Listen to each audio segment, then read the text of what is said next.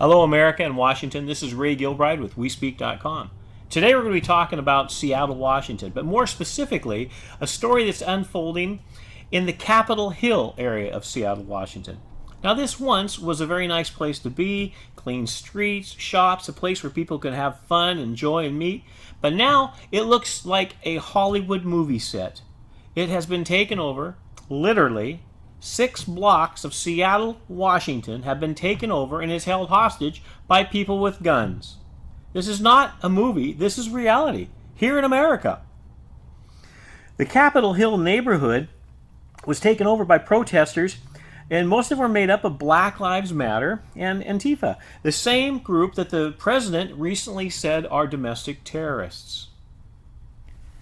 The protesters started off as a peaceful protest, getting a message out, and it elevated from there. And as so many times, when does a peaceful protest turn into something different? When is a good message hijacked by thugs and created something bad?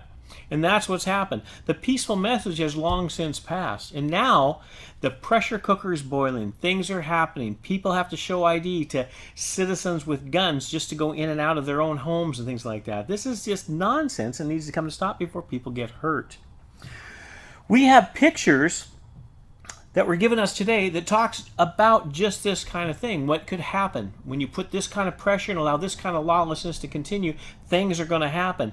And this picture is of a screenshot that we were given today. As you can see in this screenshot, the city of Seattle and the people of Capitol Hill have been given a deadline of Monday, June 15th, to open Capitol Hill, or the area will be overrun by 300 armed patriots who are not afraid to do whatever is necessary to protect the people that do not want to be caught up into this situation.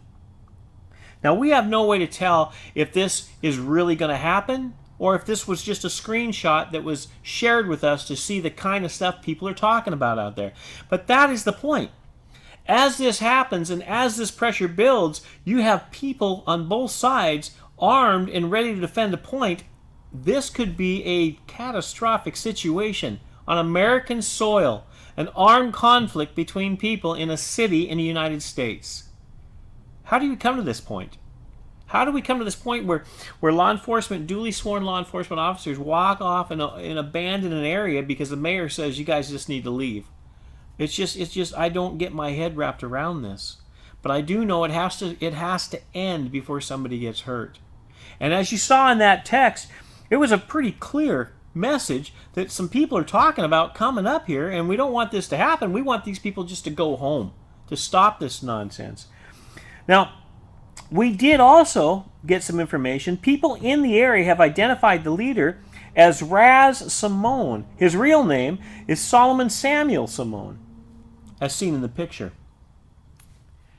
We have been told the car in this next picture is one that has helped barricading the East Side Precinct at 12th Avenue and Pine Street in Capitol Hill neighborhood. We're also told that people caught on camera as that car went in, they unloaded tools and they were working on those doors well protected by people with guns to make them somehow not open later. So it's like they're barricading this area and getting ready for the movement, possibly.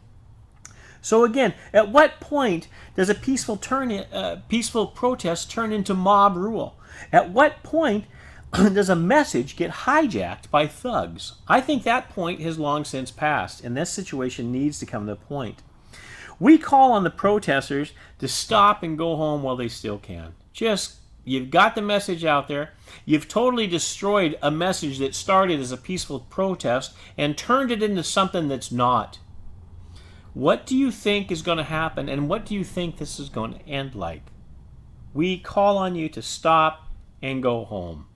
We call on all duly appointed people to go in and take care of this. All sworn-in law enforcement peacekeepers, people that were duly appointed by the public to do their jobs, to go back in, get this situation taken care of, and return Capitol Hill back to the people of Seattle.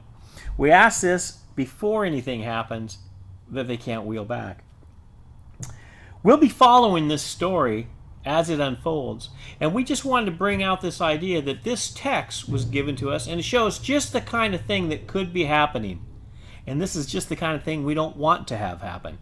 So we employ everybody out there on both sides to have peaceful ideas, to let common sense rule the day. The protesters, please just put down your stuff and go home.